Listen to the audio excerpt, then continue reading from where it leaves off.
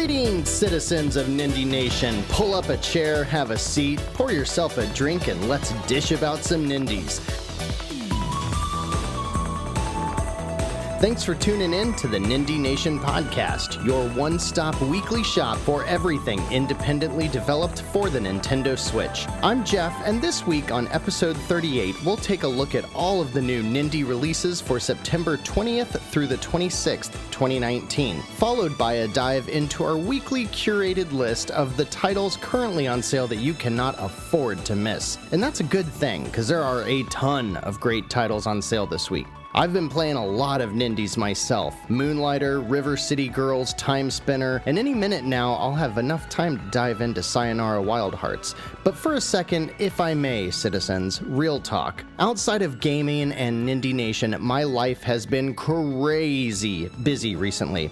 And while I have a very exciting announcement about Nindie Nation today, the weekly podcast was just quite challenging for me this week. So my thought for this already late episode is that I'm basically going to do it live. We're doing it live from my hotel room in San Francisco. I brought my headphones, I brought my fancy mic, but I have no way to soundproof or to do some other things I like to typically do with the sound. So you're likely going to hear rumblings of my hotel and the sounds of the city. But hey, we're doing it Nindie style, right? This is independent at its best. So I hope you appreciate still having some content this week, and I hope the sound quality is not too poor for you. With that out of the way, let's get on with it. If you love Nindies, but you need a little more context with the podcast, head on over to our YouTube channel, where you can find each episode with footage and trailers of the games we discuss each week. While you're there, don't forget to check out the Let's Play Nindies series, and big news! This week, I just launched what I think is going to be called the We Love Nindies video series. The first video is titled The 7 Nindies That Keep On Giving, and it explores some of the best games on the Switch that have grown and added more content over time for free, making the games even better than they were at release. So please, this one took a lot of effort. Please go check it out. Let me know what you think on Twitter, and of course you can always chat with us at Nindie Nation. And if you need even more Nintendo in your life, head on over to thenintendovillage.com, our host and the content group that brings you Nindie Nation each and every week. Nintendo Village features articles and reviews about all things Nintendo and hosts more podcasts on various Nintendo-related topics. This week I recommend the new P-Myth Gaming for a quick 5-minute dive into a current video game-related topic. I really love what Phil is doing with that show. You can also find the Nintendo Village guys on Twitter at Village Nintendo. Before we dig into the new titles coming to your Switch, we have to catch you up on those who fell off the Nindie bus on their way to release date last week. Here are 4 titles that have released without warning since last week's episode. Paper Dolls Original is a spooky hide-and-seek game from Circle Entertainment about a man who lost his daughter and has nightmares where paper dolls chase him and do horrible things to him. As you know, the Spookies and I don't get along, but not only does Paper Dolls have a pretty unique premise, but the graphics look really nice, and it looks like one of the scariest games I've seen since Amnesia. At $15.29, it should probably be considered by horror fans. We also forgot about Ball Attraction. If you're not attracted to paper dolls, maybe you're attracted to balls? Oh no, that rhymed. Yeah, that's right. Ball Attraction is the name of a game brought to us by Rising Wind Tech for $8. And it is a simple game that basically combines elements of Breakout or Brick Breaker onto a pinball table. Nice bright colors with very simple geometry will go hand in hand with a detailed physics engine as you slam your ball, as your balls guide the balls. You know what?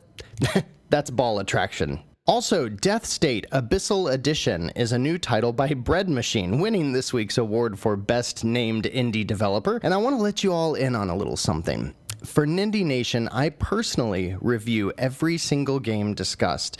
I read about them, I watch videos, and when possible, play them.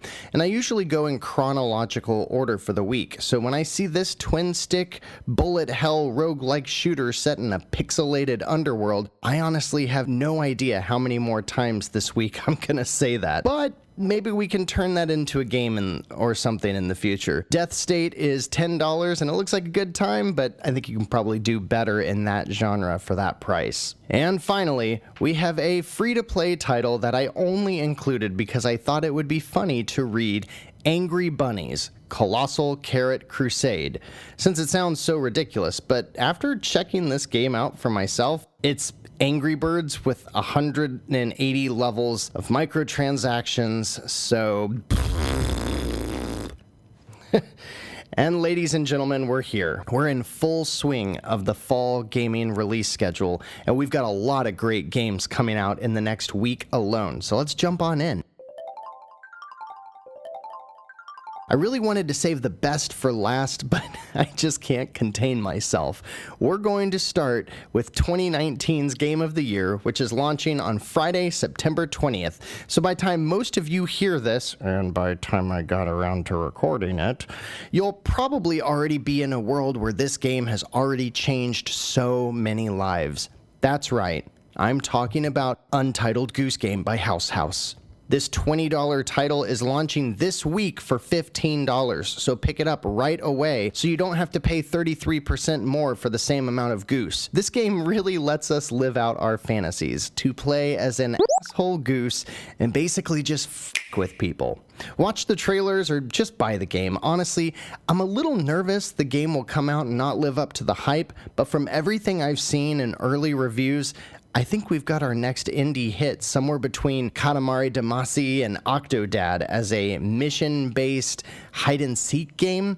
If that doesn't make sense, just go with my earlier description. You play as an asshole goose who goes around and just f***s with people. I really can't wait for this game. Also on the 20th is an interesting take on word searches with Spellworm by Checkered Ink. This is a $2 word search game where you play as a worm who starts at one point of the word search puzzle and spells words as you work your way across, and I think this looks like a really clever game that might be great for kids, but honestly could be kind of fun for adults too. Friday will also see the release of Niflheim by Eyada Games for $12.74, and I think this is what the kids call a clicker game, as your main goal is to gather resources to build up a castle as some kind of Viking dragon slayer dude. Everything takes place on a 2D plane, and it looks like it was kinda lazily thrown together. It was probably a mobile game, I'm guessing. There are combat scenarios that amount to basically standing still and shooting while a horde of enemies march toward you. The game is trying to do a lot in addition to like building up your base and gathering resources and the combat, but it doesn't really seem to excel at any of it. Dragius Games is releasing their newest title on the 20th for $1.49, and it is called Island Maze. This is a quite different take than their last game, Atomic Heist, which really stressed me out, but I had a lot of fun with it. Island Maze is a game where you roll a block or a cube around 28 different levels to gather a few collectibles and work your way toward the end with a very limited move set. If I'm being completely candid here, it looks like Captain Toad Treasure Tracker without the Nintendo characters, and I guess that's not a bad thing. If it can expand on the ideas possible in this genre, that might be a really good next step to get more games like this. I've got a code, so I'm going to give it a shot, and if it seems worthwhile, I'll let you all know next week. Requiring me to enter my birthday so that I could view the trailer, which, by the way, I claim to be born on December 12th, 1912, so don't forget your presents. I was presented with an M rating that read like a who's who of things parents don't want their kids to see, which is why I was even more surprised to see cute, furry little animated animals before I realized that the game I was looking at was actually called Scheming Through the Zombie Apocalypse, the new game by Ratalaika. Color me intrigued. The game is developed by Entertainment Forge and is the first in a new episodic series with full voice acting that sounds really good from everything I've heard. As the first episode, it is $5 to get your foot in the door, and it is an adventure game where you play basically as two sleazebags who scheme and trick their way into causing everybody else to do the dangerous things they need done so they can survive the zombie apocalypse. I rarely play the adventure style games, but but for the first time in quite a while, this game's really funny premise and the hilarious clips that I've seen so far have made me really want to check it out. Ratalaika usually gives me codes, and when they provided me with one for this game,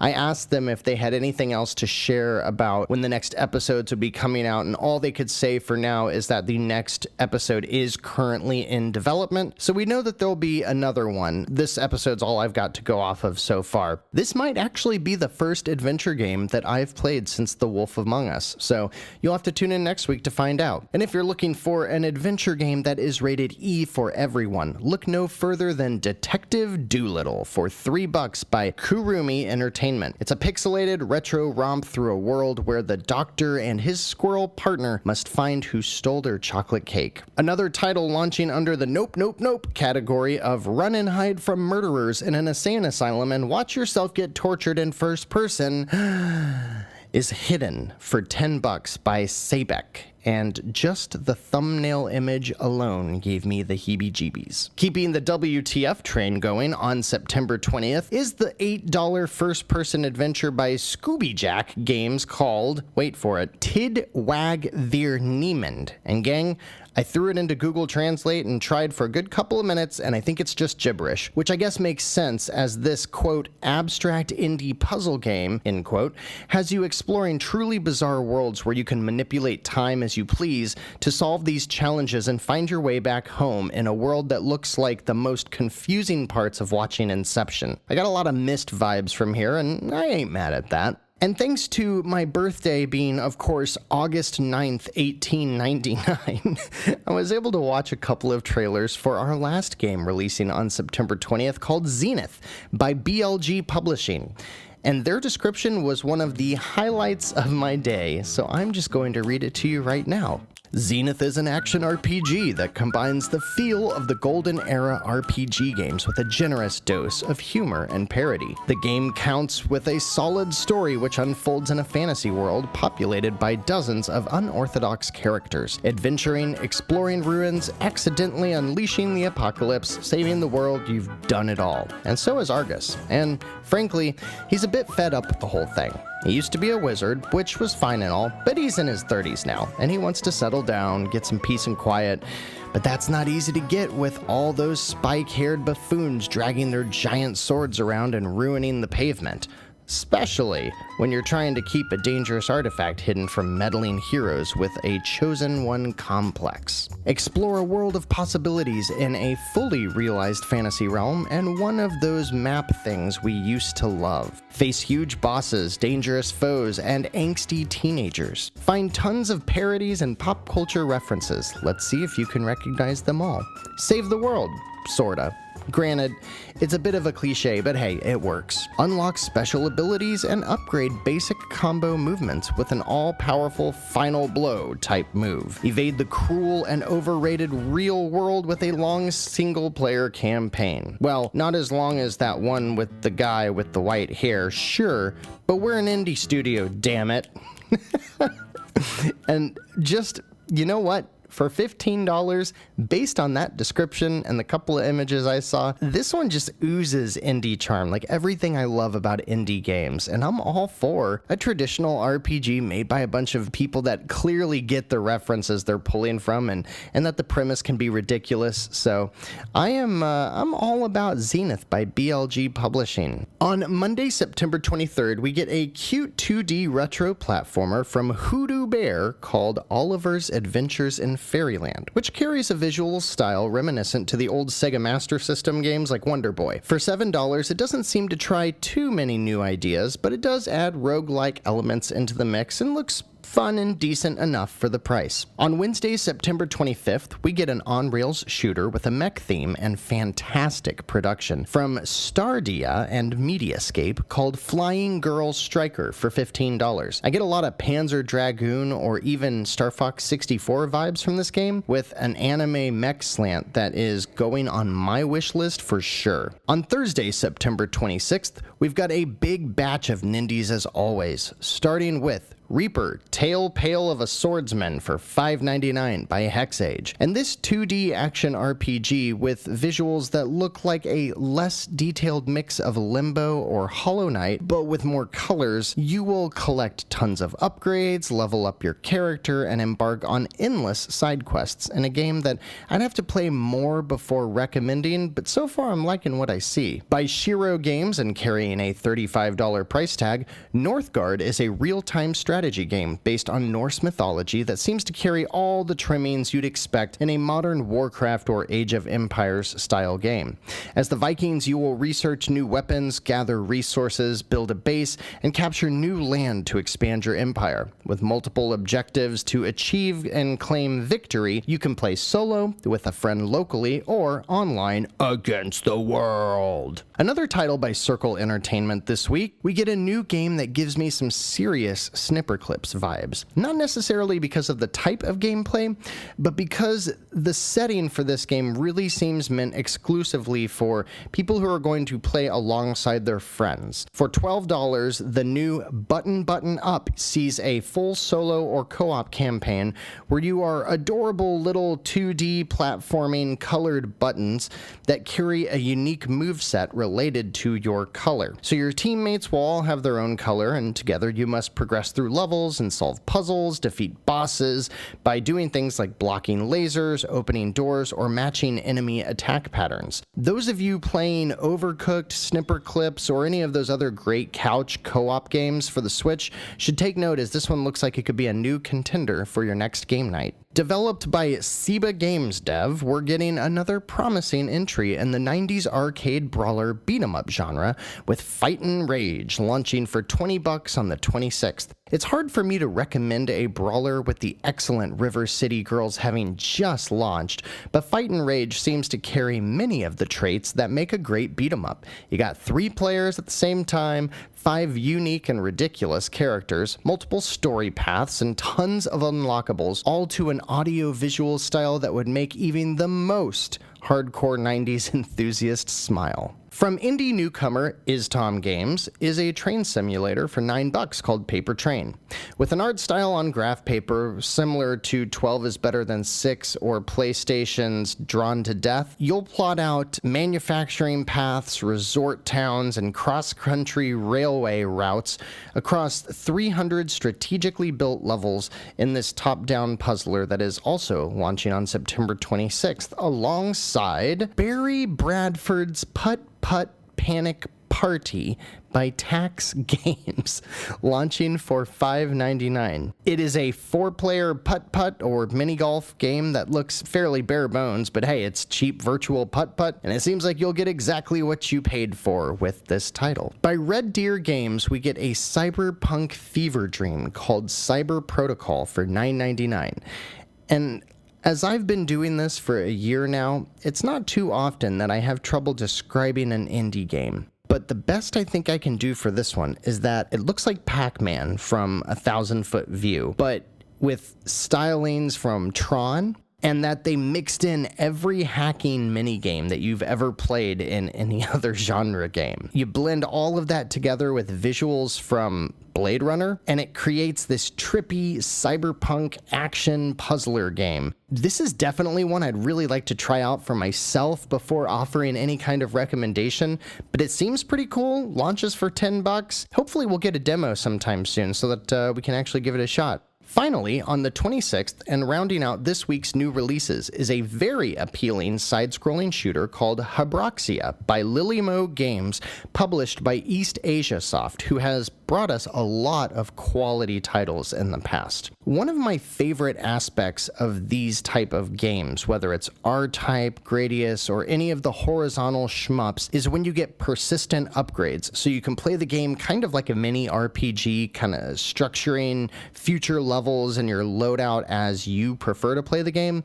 And Habroxia has that, as well as 3 different modes where you can play through the whole campaign with different rule sets and things like that. This game oozes 16-bit nostalgia and launches on sale for $6.79. And so that makes it my pick of the week if you're looking to take a chance on a fun retro-styled game. Of course, Untitled Goose Game is my main pick of the week, and you should get it while you can because it is only $14.99 during launch week, and I just need to have this game in my life. Speaking of sales, it's about time to open the doors for this week's eShop sales, and with 384 titles currently on sale, here are some of the deals that we thought are worth your digital dollars.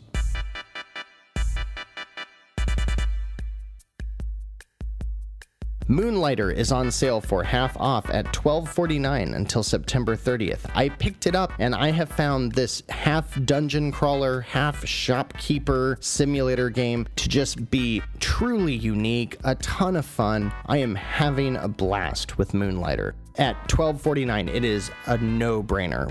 Double Cross, the side-scrolling Metroid meets Mega Man action platformer by the guys who brought us Runbow, is currently 40% off for $11.99. Beat Cop, the humorous police simulator, is 40% off for $8.99, and it is a good mix of adventure and twin-stick shooting mechanics that I think a lot of people will have fun with. Bleed and Bleed 2 are back on sale, both 70% off for $3.59 and $4.49 respectively, to cure your fast-paced action platforming itch. Both are fun, but if you pick just one, I'd say go for the sequel because of the various upgrades and expansions they added to the formula. Ukulele is half off for $19.99 and is the closest you'll get to a modern Banjo-Kazooie or Donkey Kong 64. I haven't played this game because I don't really like those, I know, blasphemy, right? I don't really like those old collectathon style games, but everybody who loved the mascot collectathon games from the late 90s, early 2000s absolutely swear by this game. So I think it's pretty strictly for fans of the genre. I think you really have to know what you're getting yourself into. But if you do, and it's up your alley, honestly, you probably already own it. But if not, it's half off this week. And I think that's the cheapest I've ever seen it since it launched over a year ago. Yakus Island Express is also half off for $9.99, and while I thought this unique pinball adventure game got a little stale or repetitive a couple of times, I otherwise really enjoyed this truly different take on such a classic style of game. Vertical Drop Heroes is $2.49, and I absolutely love this action RPG hack and slash. It carries the Nindie trifecta of randomly generated levels, roguelike mechanics, and RPG elements. If you want to see more, check out our Let's Play Nindies video for this title. Son of a Witch is 60% off for $5.99, and it is a really well-made 2D game that mixes 2D flying like a witch on a broomstick with 2D action platforming. Very cute, looks like an art style from a kid's storybook, like one of those golden books or something. This developer and this game were featured in the Kotaku article about Nindie price gouging that I posted on Twitter last week. Go check it out. He basically said that he doesn't want to play that game, so 60% off is probably the cheapest you'll see this game for. Unfortunately, it got overshadowed last year by some bigger titles that were releasing. I think The Messenger came out the same week, something like that. But this title was well received and is worth your time, so check out Son of a Witch.